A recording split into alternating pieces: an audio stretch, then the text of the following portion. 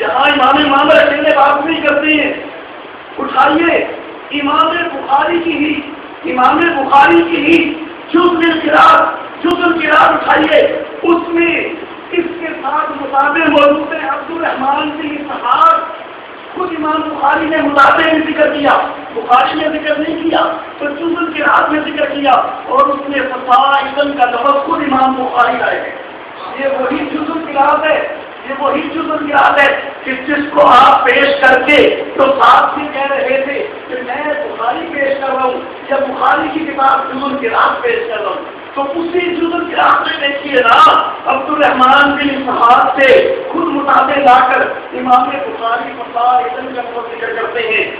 کتاب القراءت پیسی اٹھائیے، اس میں بھی یہ مطابق موجود ہے. اور دوسرا مطابق یہ صحیح ابو داؤد دیکھیے صحاح کی کتاب، اس میں سفیان بن عیینہ مطابق موجود ہے. تیسری چیز کتاب الفراد امام بیہقی کی اٹھائیے، اس میں امام اوزاعی موجود ہیں جو کہ یہی روایت فصائل کے ساتھ کرتے ہیں.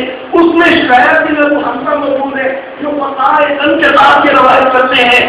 اٹھائیے عمدۃ القاری میں صالح بن کیسان مطابق موجود ہیں کہ جو صالح کے ساتھ روایت کرتے ہیں. تو امام بخاری معمر کو اکیلے بھی قبول کرتے ہیں، تو یہاں تو امام معمر کے ساتھ ساتھ عبدالرحمن بن اسحاق بھی بیان کر رہے ہیں، سفیان بن عیینہ بھی بیان کر رہے ہیں، امام اوزاعی بھی بیان کر رہے ہیں، شعیب بن ابو حمزہ بھی بیان کر رہے ہیں، صالح بن کیسان بھی بیان کر رہے ہیں. جب اتنے لوگ ذکر چیز کو ایک سیاست کو بیان کر رہے ہیں تو کیوں نہیں قبول کرتے اس کو؟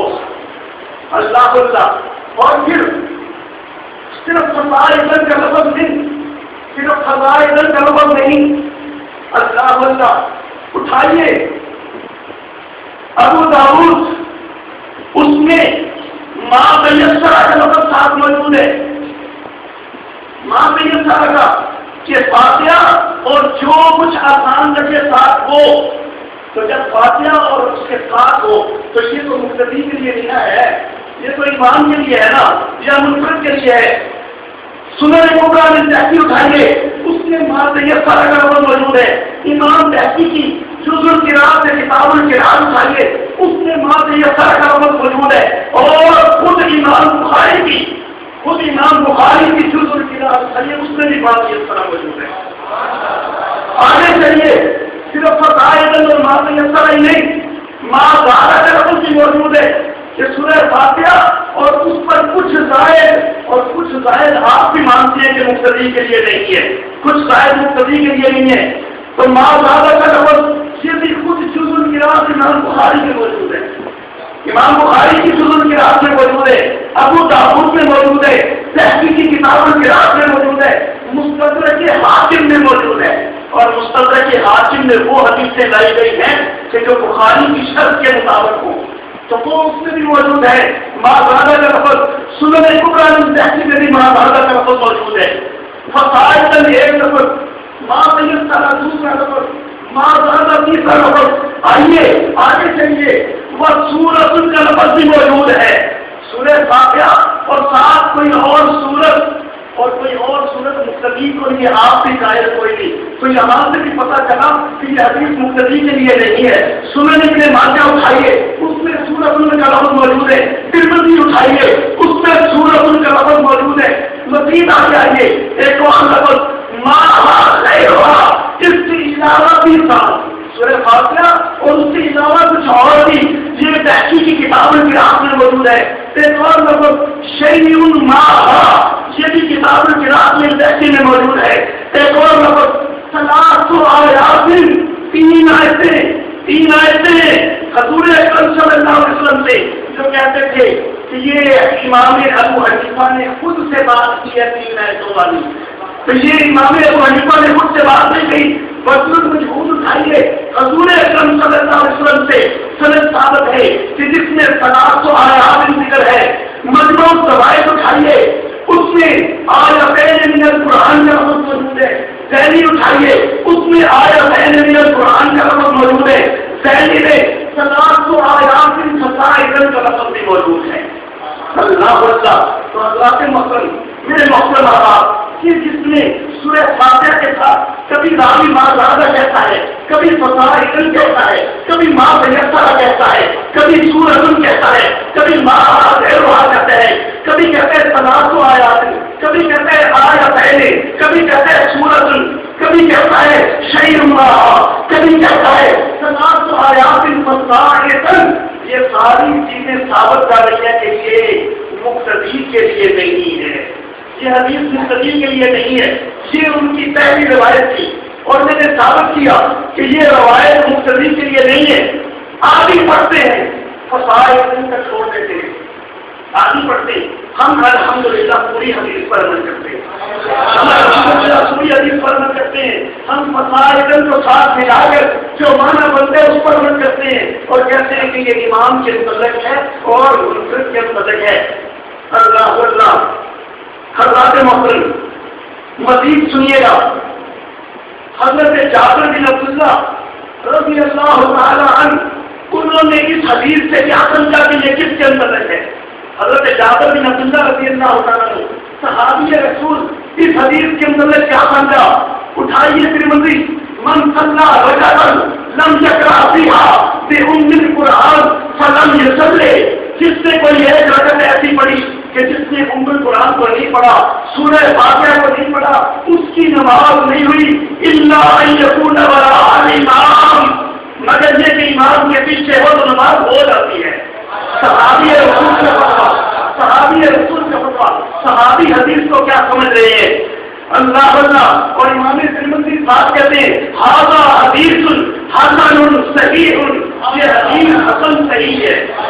اللہ اللہ، اور موتا امام مالک صحابی رسول کا فتویٰ، من صلی، حضرت جابر بن عبداللہ کہتے ہیں من صلی رکعتا لم یقرأ فیہا بأم القرآن فلم یصلی الا وراء الامام، جس نے کوئی رکعت پڑھی جس نے ام القرآن کو نہیں پڑھا، اس نے گویا کہ رکعت پڑھی ہی نہیں، لیکن امام کے پیچھے ہو تو ہو گئی، امام کے پیچھے ہو تو پڑھ لی، کیونکہ من کان لہ امام فقراءۃ الامام لہ قراءۃ، جس کا امام موجود ہو تو امام کی قراءت اس کی قراءت ہو جاتی ہے۔ دوسرے صحابی حضرت ابو درداء، اصل نام عمیر، اللہ اللہ، صحابی اٹھائیے، حضرت ابو درداء نے اس حدیث کو کیا سمجھا کہ یہ کس کے متعلق ہے؟ قد رأینا ابا الدرداء قد سمع من النبی صلی اللہ علیہ وسلم فی ذلک مثل ھذا، ہم نے حضرت ابو درداء کو دیکھا ہے، امام صحابی کہتے ہیں کہ ابو درداء سے یہ بات ہمیں پہنچی ہے، ہم نے ابو درداء کو یہ کرتے دیکھا ہے کہ انہوں نے نبی صلی اللہ علیہ وسلم سے اسی طرح کی بات سنی۔ اللہ اللہ، فلم یکن ذلک عنده علی المأموم، لیکن یہ ان کے نزدیک مقتدی کے لیے نہیں تھی۔ حضرت ابو درداء کا فتویٰ کہ یہ حدیث مقتدی کے لیے نہیں ہے، حضرت جابر بن عبداللہ کا فتویٰ کہ یہ حدیث مقتدی کے لیے نہیں ہے، اور فصائل کا لفظ بھی واضح کر رہے ہیں کہ یہ حدیث مقتدی کے لیے نہیں ہے۔ آدھی روایت نہ پڑھیے، کوئی روایت پڑھیے، فصائل کے صداقت کے ساتھ پڑھیے، جبکہ فقہ آنے کا اضافہ ہے۔ اللہ اللہ، یہ ان کی کتنی روایتیں ہو گئی جس پر تبصرہ ہے؟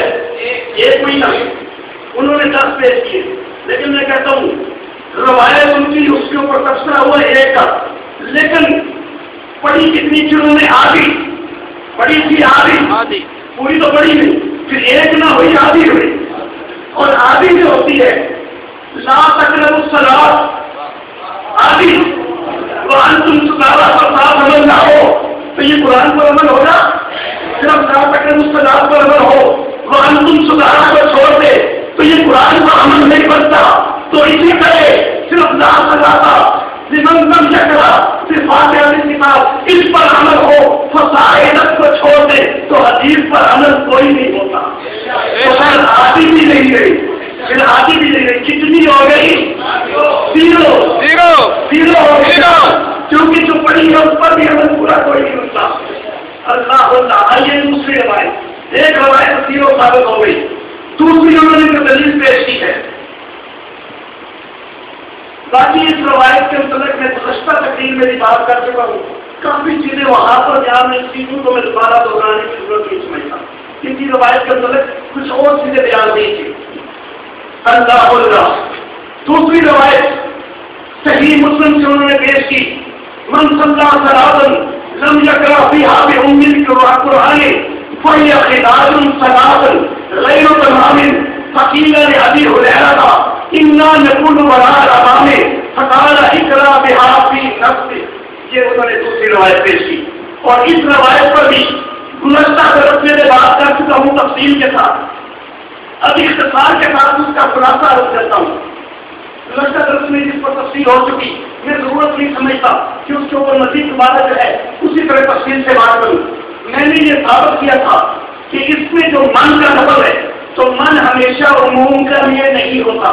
اس کے اوپر جو انہوں نے تبصرہ کیا ہے وہ انشاءاللہ بھی تھوڑی دیر بعد کروں گا۔ من ہمیشہ عموم کے لیے نہیں ہوتا۔ دوسری بات، اس میں خداعت کا لفظ ہے، دعویٰ ہے ان کا فرضیت کا، اور خداعت کے لفظ سے فرضیت ثابت کوئی نہیں ہوتی۔ میں نے گزشتہ درس میں حدیث کے حوالے سے یہ بات ثابت کی تھی۔ تیسرا لفظ غیر التمام کا ہے، تو غیر التمام کے ساتھ بھی فرضیت ثابت کوئی نہیں ہوتی۔